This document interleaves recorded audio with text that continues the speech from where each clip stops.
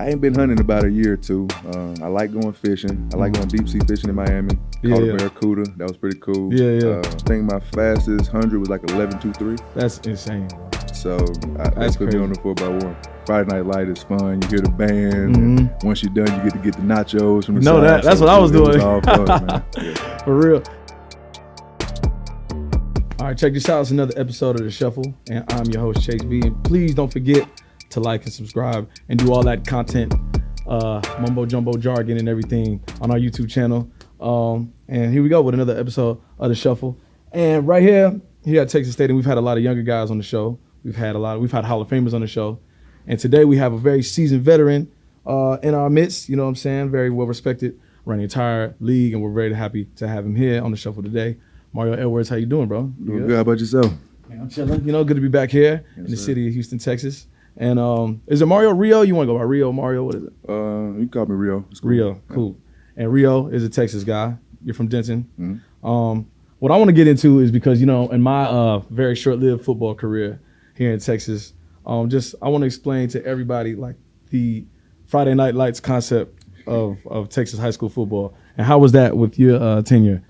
With me, I started off at Prosper, Texas. Yeah. My first 2 years in high school, and it was 3A. Now they're like 6A now. That's crazy. So in Prosper, everything shut down. The whole town shut down. The cotton gin, all the little stores shut down, and everybody's jam-packed in the stadium. So Friday Night Light is fun. You hear the band, and once you're done, you get to get the nachos from the side. That's what I was doing. It was all fun, man. Yeah.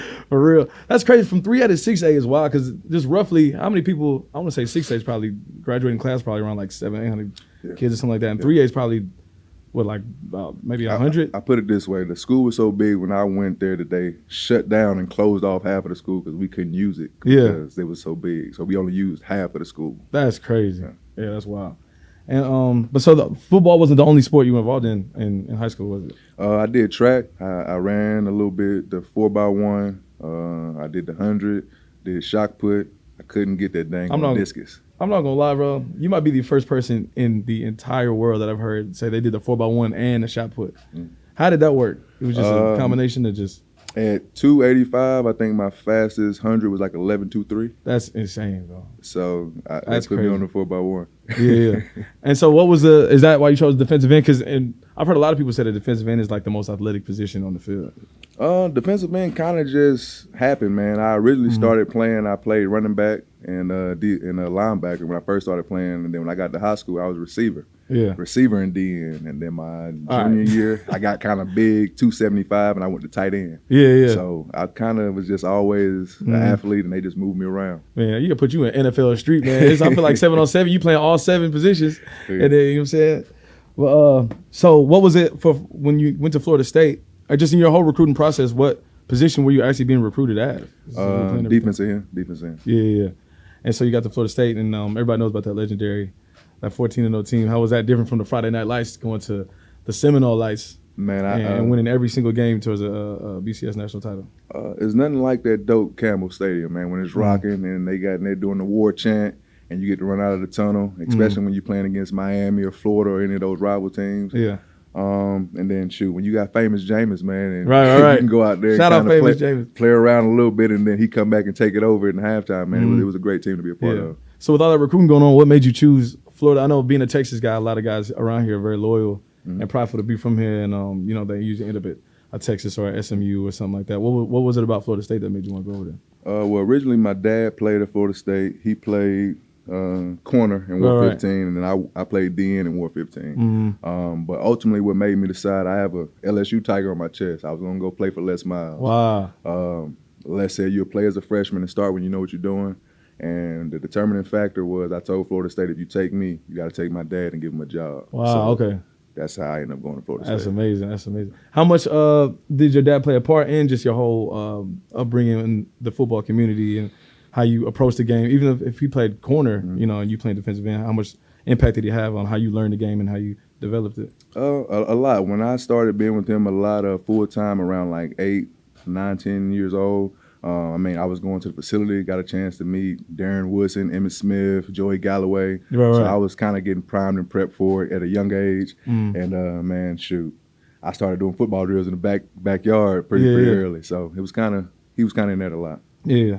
So you had a very fruitful career in the NFL. You played for, a couple teams here and there. Now you're on the Houston Texans. So now what we're gonna do is we're gonna give you the floor, and we're just gonna make you the crowd favorite right now, and explain why the Houston Texans is your favorite team to play for, why Houston is your favorite city to live in, the whole, you know what I'm saying, the whole shebang.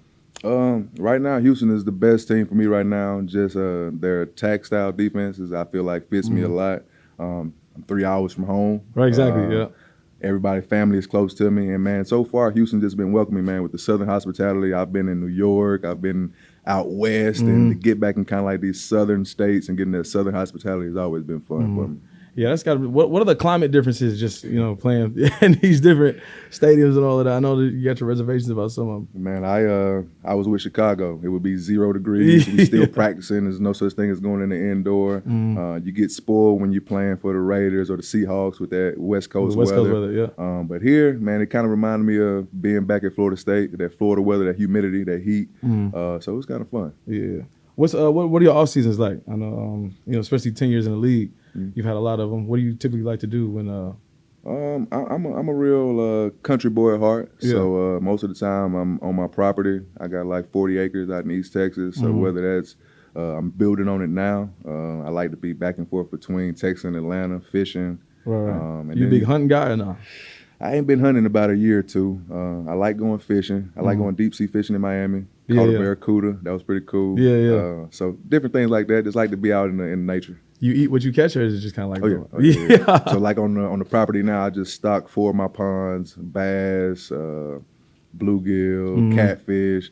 Everything is gonna be just self-sufficient. So that's my whole goal when I'm done playing. So as a Texas boy, what city has the best barbecue? Just as in general, what do you think?